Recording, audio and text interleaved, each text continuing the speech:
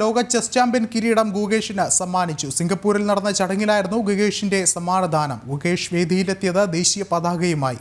കൂടുതൽ വിവരങ്ങളുമായി നിഖിൽ കുമാർ ചേരുന്നുണ്ട് സ്പോർട്സ് ഡെസ്കിൽ നിന്നും. നിഖിൽ, വളരെയധികം അഭിമാനത്തോടുകൂടി ഭാരതം ആ ഒരു ദൃശ്യത്തെ വരവേൽക്കുകയാണ്. പ്രത്യേകിച്ചും ഗുകേഷിൻ്റെ ആ ഒരു ഉജ്ജ്വല വിജയം ഭാരതത്തെ സംബന്ധിച്ചിടത്തോളം ലോകത്തിന് മുന്നിൽ യശസ് ഉയർത്തിപ്പിടിച്ച ആ ഒരു അഭിമാന നിമിഷത്തിനാണ് വേദിയായത്. അതിന് പിന്നാലെ ഇപ്പോൾ ആ ഒരു പുരസ്കാരം ഗുകേഷിന് സമ്മാനിച്ചിരിക്കുകയാണ്. എന്താണ് മറ്റു വിവരങ്ങൾ? കാത്തിരുന്ന ആ ഒരു കിരീടം ഭാരതത്തിൻ്റെ മണ്ണിലേക്ക് എത്തുകയാണ്. ഇപ്പോൾ എന്തായാലും ഗുകേഷിന് ആ ഒരു കിരീടം സമ്മാനിച്ചിരിക്കുകയാണ്. അതിൻ്റെ ദൃശ്യങ്ങളാണ് നമ്മൾ സ്ക്രീനിൽ കണ്ടുകൊണ്ടിരിക്കുന്നത്. അതിൽ ഏറ്റവും ശ്രദ്ധേയകരമായ കാര്യം, ഓരോ ഭാരതീയരും അഭിമാനിക്കാവുന്ന ഒരു കാര്യം, ഗുകേഷ് ആ ഒരു കിരീടം വാങ്ങുന്നതിന് വേണ്ടി എത്തിയപ്പോൾ അദ്ദേഹം ദേശീയ പതാക അണിഞ്ഞ് അത് ദേശീയ പതാക പുതച്ചിട്ടാണ് എത്തിയത് എന്നുള്ളത് ശ്രദ്ധേയകരമായ കാര്യമാണ്. നമ്മൾ അതിൻ്റെ ദൃശ്യങ്ങളാണ് സ്ക്രീനിൽ കണ്ടുകൊണ്ടിരിക്കുന്നത്. എന്തായാലും ഓരോ ഭാരതീയർക്കും, ഓരോ ഭാരതീയനും അഭിമാനിക്കാവുന്ന ഒരു നിമിഷം തന്നെയാണ് ഗുകേഷിനെ സംബന്ധിച്ച്. ഗുകേഷ് ഭാരതത്തിലേക്ക് ലോക ചെസ്സിൻ്റെ കിരീടം കൊണ്ടുവരുന്നു. വിശ്വനാഥൻ ആനന്ദിന് ശേഷം ഒരു കിരീടം ഭാരതത്തിൻ്റെ മണ്ണിലേക്ക് എത്തുന്നു എന്നുള്ളതും ശ്രദ്ധേയകരമായ കാര്യമാണ്. ഇന്നലത്തെ മത്സരമൊക്കെ നമ്മൾ കണ്ടതാണ്. അത്യന്തം ആവേശം നിറഞ്ഞു നിന്ന മത്സരം, അവസാന നിമിഷം വരെ ആവേശം നിറഞ്ഞു നിന്ന മത്സരം. ഓരോ ഭാരതീയരും ഈ ഒരു ലോക ചെസ് ചാമ്പ്യൻഷിപ്പിൻ്റെ ഒരു ഫൈനൽ മത്സരങ്ങൾ തുടങ്ങിയപ്പോൾ മുതൽ, ആദ്യ റൗണ്ട് മത്സരം മുതൽ കാത്തിരുന്നൊരു നിമിഷമാണ്. എന്തായാലും 14 റൗണ്ട് മത്സരം ഇന്നലെ പൂർണ്ണമായപ്പോൾ നമുക്കൊക്കെ ലഭ്യമായത് ആദ്യ മത്സരത്തിൽ പരാജയം ഏറ്റുവാങ്ങി. അതായത് ചൈനയുടെ ഡിംഗ്ലറിനോട് ആദ്യത്തെ റൗണ്ട് മത്സരത്തിൽ ഗുകേഷിന് പരാജയമായിരുന്നു. എന്നാൽ അതിൽ നിന്ന് ഗുകേഷ് ഇങ്ങോട്ട് ഉയർത്തെഴുന്നേൽപ്പാണ് കണ്ടത്. പിന്നീട് ഇങ്ങോട്ട് ഡിംഗ്ലറിനെ, നിലവിലെ ചാമ്പ്യൻ ആയിരുന്ന ഡിംഗ്ലറിനെ ഗുകേഷ് കൃത്യമായി പിടിച്ച് കിട്ടുന്ന ഒരു കാഴ്ച തന്നെ നമുക്ക് കാണാൻ സാധിച്ചു. തൊട്ടടുത്ത രണ്ടാം മത്സരം സമനിലയിൽ പിടിക്കുന്നു. പിന്നീട് ഇങ്ങോട്ട് ഗുകേഷ് വിജയം സ്വന്തമാക്കുന്നു. പിന്നീട് ഇങ്ങോട്ട് ഒപ്പത്തിനൊപ്പമുള്ള പോരാട്ടം.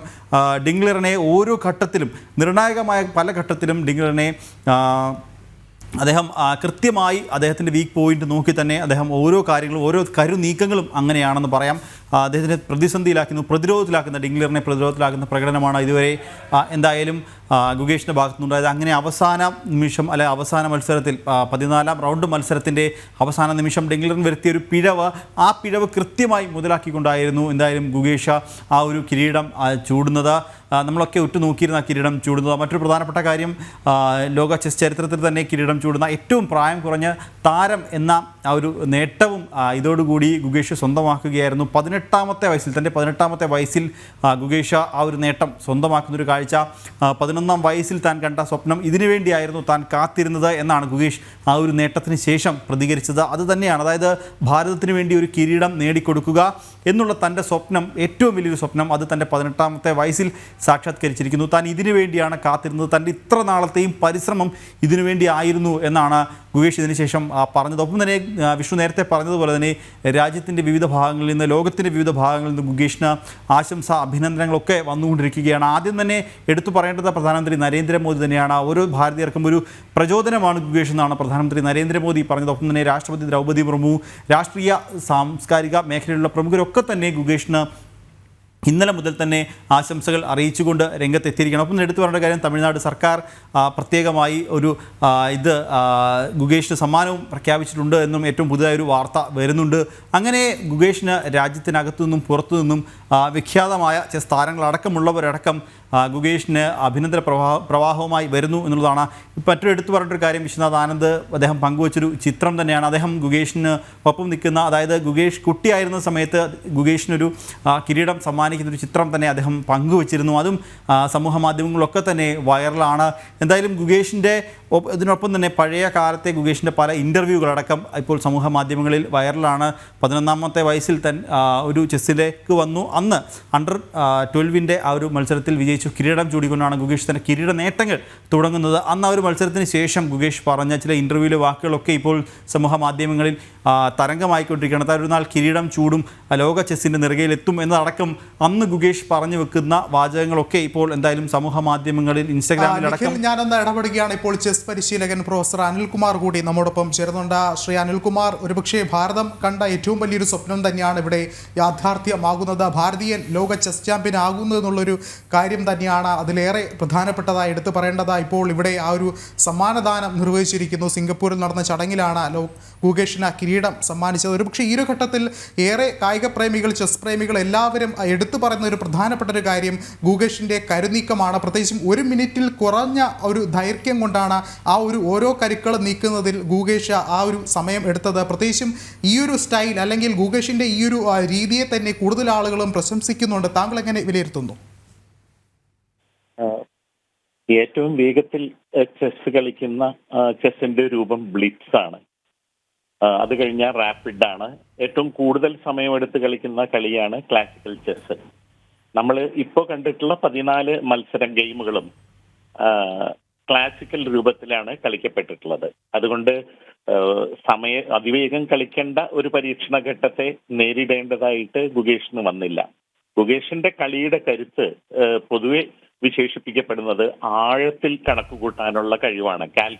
കാൽക്കുലേഷൻ എബിലിറ്റിയാണ് ഏറ്റവും കൂടുതൽ ആഘോഷിക്കപ്പെടുന്നത്.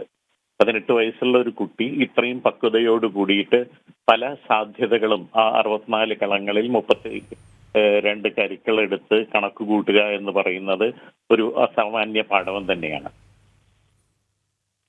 യെസ് അനിൽ, ഒരുപക്ഷെ ഇന്നലത്തെ മത്സരത്തിൽ പോലും നമ്മൾ ആ ഒരു അവസാന നിമിഷവും കണ്ടത് അത് തന്നെയാണ്. ഒരുപക്ഷെ ഡിങ് ലിറൻ്റെ ആ ഒരു പിഴവിനെ മറികടന്നുകൊണ്ട് ഗുകേഷ് അതിജീവിക്കാൻ സാധിച്ചെങ്കിൽ ഒരുപക്ഷെ ഈ പറഞ്ഞതുപോലെ ഗുകേഷിൻ്റെ അത് വളരെയധികം മനക്കണക്കുകൾ ഒക്കെ നമുക്ക് പ്രശംസനീയമായി എടുത്തു പറയേണ്ടിയിരിക്കുന്നു. എന്നിരുന്നാൽ കൂടിയും ആ ഒരു മത്സരത്തിൻ്റെ ഒരു അവസാന ഭാഗത്തെ വിലയിരുത്തുകയാണെങ്കിൽ ഒരുപക്ഷെ ഇത്രത്തോളം ഒരു നിർണായകമായൊരു നിമിഷം മുൻപ് നടന്ന മത്സരങ്ങളിൽ പോലും ഉണ്ടായിട്ടില്ല എന്ന് വേണ്ട കരുതാൻ.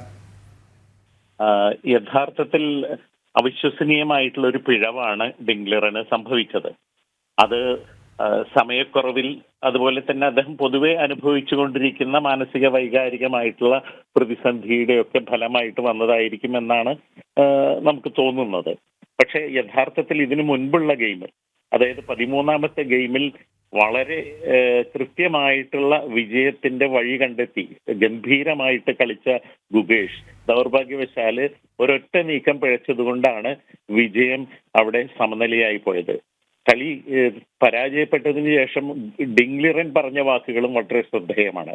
അദ്ദേഹം പറഞ്ഞു, ഇത് എന്റെ പിഴവ് കൊണ്ട് സംഭവിച്ചതാണ്, പക്ഷെ കഴിഞ്ഞ കളിയിൽ ഞാൻ തോൽക്കേണ്ടതായിട്ടുള്ള കളിയിൽ ഞാൻ രക്ഷപ്പെട്ടു എന്നുള്ളത് കൊണ്ട് ഈ കളി തോറ്റതിൽ എനിക്ക് വലിയ ഖേദമില്ല എന്നുള്ളതാണ്.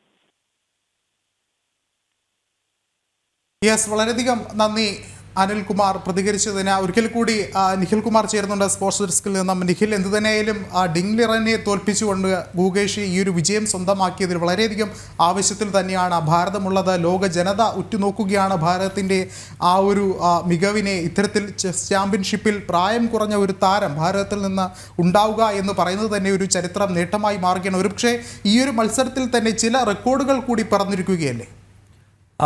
തീർച്ചയായും വിഷ്ണു, റെക്കോർഡ് നമ്മൾ നേരത്തെ പറഞ്ഞ സ്ഥാനം അതാണ് ഏറ്റവും പ്രധാനപ്പെട്ട കാര്യം. അത് തന്നെയാണ്. അതായത് വിശ്വനാഥൻ ആനന്ദിന് ശേഷം ഭാരതത്തിൻ്റെ മണ്ണിലേക്ക് ഒരു കിരീടം എത്തുന്നു എന്നുള്ളതാണ് ഏറ്റവും ശ്രദ്ധേയകരമായ കാര്യം. അതിനൊപ്പം തന്നെ എടുത്തു വരേണ്ട നേട്ടം എന്ന് പറയുന്നത് ഏറ്റവും പ്രായം കുറഞ്ഞ കിരീട ജേതാവ് എന്നുള്ളതാണ്. അതായത് തൻ്റെ 18ാമത്തെ വയസ്സിൽ ആ ഒരു നേട്ടം സ്വന്തമാക്കിയിരിക്കുകയാണ് താരം. അതുകൊണ്ട് തന്നെ ഗുകേഷ്, അതുകൊണ്ട് തന്നെ ഭാരതത്തിൻ്റെ മണ്ണിലേക്ക് ഈ ഒരു കിരീടം എത്തുമ്പോൾ ലോകത്തിൽ തന്നെ ഏറ്റവും ചെസ് ചരിത്രത്തിൽ തന്നെ ഏറ്റവും പ്രായം കുറഞ്ഞ ചെസ്സിൻ്റെ കിരീട ജേതാവ് എന്ന് പറയാൻ സാധിക്കും. അങ്ങനെ ആ ഒരു പ്രധാനപ്പെട്ട നേട്ടത്തിൽ നിന്നാണ് എന്തായാലും ഗുകേഷ്, ആ ഒരു നേട്ടം കൂടിയാണ് ഗുകേഷ് എന്തായാലും കഴിഞ്ഞ ദിവസം വരുത്തിയിരിക്കുന്നത്. ഒപ്പം തന്നെ എടുത്തു പറയേണ്ട കാര്യം, നമ്മൾ കുറച്ച് മുമ്പേ നമ്മുടെ സ്ക്രീനിൽ കണ്ട ഒരു ദൃശ്യമുണ്ട്. അതായത് ഈ മത്സരത്തിന് ശേഷമുള്ള ദൃശ്യം. അതായത് വളരെ വൈകാരികമായി ഗുകേഷ് ഒരു മത്സര ശേഷമുള്ള ഗുകേഷിൻ്റെ ദൃശ്യങ്ങൾ നമ്മൾ അല്പം മുമ്പ് നമ്മുടെ സ്ക്രീനിൽ കണ്ടു.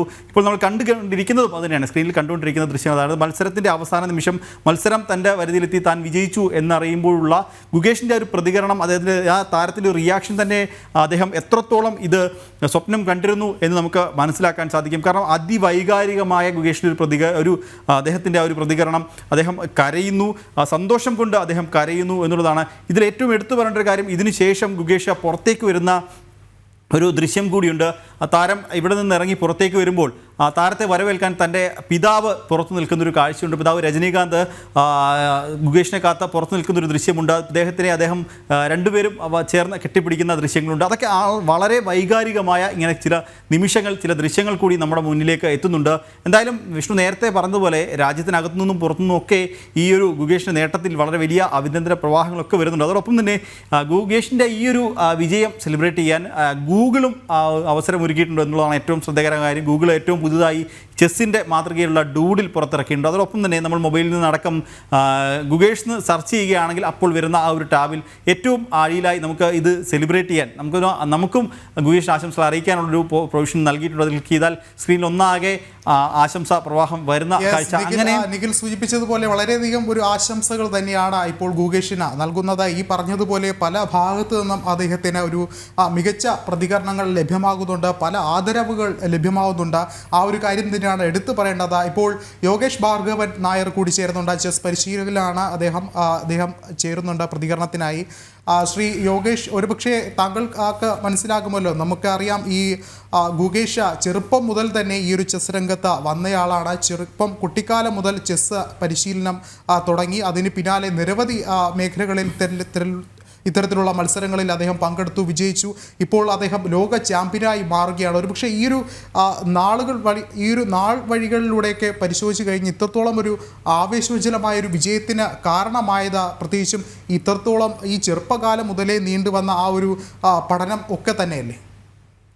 അതെ, തീർച്ചയായും. ബിക്കോസ് നമ്മൾ ഈ ചെറുപ്പം തൊട്ടേ ഉള്ള കാര്യങ്ങൾ നമ്മൾ പഠിച്ചു വരുന്നു. പിന്നെ നമ്മൾ ഓരോരോ കാര്യങ്ങൾ ചെയ്യുമ്പോഴേ അതിന്റെ ടാക്ടിക്സ്, പിന്നെ അതിനെ കുറിച്ചുള്ള സയന്റിഫിക് റീസണിങ്സും അതൊക്കെ മനസ്സിലാക്കിയ. ബിക്കോസ് ഈ ഒരു വിന്ന് അത്രയും സർപ്രൈസിങ് അല്ല, because I expected him to win. നമ്മൾ 2018 തായ്ലൻഡിലെ ഏഷ്യൻ യൂത്ത് ചാമ്പ്യൻഷിപ്പ് നോക്കുവാണെങ്കിലും, ഓർ വേൾഡ് യൂത്ത് ചാമ്പ്യൻഷിപ്പ് 2020 നോക്കുവാണെങ്കിലും, ഓർ ഈവൻ ഏഷ്യൻ ഗെയിംസ് 2022, പിന്നെ 2024 ബുഡാപെസ്റ്റിലും അദ്ദേഹത്തിന്റെ പ്രകടനം നോക്കുവാണെങ്കിൽ this was expected. But yes, അപ്പം ഈ ഒരു വിജയം ഈസ് ഡെഫിനറ്റ്ലി പറഞ്ഞ ഒരു മാതൃകാവുക ബഡിങ് ചെസ് പ്ലേയേഴ്സിന് വേണ്ടിയും or and for other people in the game. Because ഈ ഒരു നിമിഷം നമ്മൾ ശ്രദ്ധിച്ചിട്ടുണ്ടായി, ആ വീഡിയോ പലരും ഒരു വൈറലായിട്ടുണ്ട്. ഗുഗേഷ് ലാസ്റ്റ് മൊമെന്റിൽ when he wins the title was bit emotional for people who are probably watching and probably himself. ആ ഒരു ഡെഡിക്കേഷൻ, ഹാർഡ് വർക്ക്, പെർസീവറൻസ്, ഇതൊക്കെ ആ ഒരു ചെസ് ചാമ്പ്യനെ മേക്ക് എടുക്കുന്നത്. So I think it's not a celebration just for India. It's a celebration for the world. I mean, we are seeing a very young grandmaster in this era. Shri Yogesh sir, ഒരു കാര്യം കൂടി, അതായത് ഇപ്പോൾ ചെസ്സിന് മുൻപുണ്ടായിരുന്നതിനേക്കാൾ നമുക്ക് കുറച്ചധികം യുവതാരങ്ങൾ ഇപ്പോൾ ഉണ്ട്. പ്രഖ്യാനന്ദ അടക്കം, ഇപ്പോൾ ഗുഗേഷ് അടക്കമുള്ള ഒട്ടനവധി യുവതാരങ്ങളുണ്ട്. നമ്മൾ നേരത്തെ ചെസ് ഒളിമ്പ്യാഡിലെ വിജയമൊക്കെ കണ്ടതാണ്. അങ്ങനെ ഒരു യുവനിര, ഇതോടൊപ്പം തന്നെ ചെസ്സിൽ തന്നെ ഏറ്റവും ഉയർന്ന റേറ്റിംഗ് ലഭിക്കുന്ന 3 വയസ്സുകാരൻ വരെ ഇപ്പോൾ ഭാരതത്തിലുണ്ട്. അപ്പോൾ ഭാരതത്തെ സംബന്ധിച്ച് നിലവിൽ ചെസ്സിലൊരു യുവതലമുറ വളർന്നു വരുന്നുണ്ടല്ലേ? നമ്മളിപ്പം വളർന്നതൊക്കെ ശ്രീ വിശ്വനാഥനെ കണ്ട. അപ്പൊ പുള്ളിയ ഗ്രാൻഡ് മാസ്റ്റർ 2751 റേറ്റിംഗ് ആവുന്നത്. അപ്പൊ ഇപ്പം ഗുഗേഷ് നോക്കുമ്പോൾ 2783. അപ്പം ആ റാങ്കിങ്. ബട്ട് സ്റ്റിൽ ഗുഗേഷ് അർജുനെ വെച്ച് നോക്കുമ്പോൾ ഈ still second among in India.